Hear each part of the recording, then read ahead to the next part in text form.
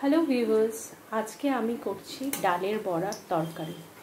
ডালের বড়া মানে মুসুরির ডাল। দেখুন এখানে আমি বেটে রেখেছি হচ্ছে পেঁয়াজ লঙ্কা। এর মধ্যে মুসুরির ডাল বেটে আগে পেঁয়াজ লঙ্কা নুন দিয়ে মাখিয়ে নেবেন। তারপরে এরমভাবে আপনি ছোট সাইজও করতে পারেন বা বড় সাইজও করে করে আপনি ভাজতে পারেন। দেখুন এরকম আস্তে আস্তে করে ভাজতে হবে। তেলটা একটু বেশি লাগবে, সব থেকে ভালো আমি একটু ট্রাই করছি কম তেলে করার।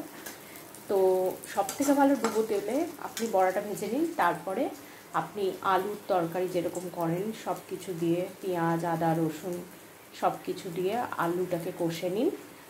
নিয়ে একটু জল দিয়ে ভালোভাবে আলুটা সেদ্ধ হবে, লাস্টে একদম বড়া দেবেন। এই বড়াগুলো কিন্তু খুব সফট হয়, তো লাস্টে দেবেন যাতে ভেঙে না যায়। ঠিক আছে? আর কটা আমি আপনাকে দেখাচ্ছি তরকারিটা কীরকম দেখতে হবে।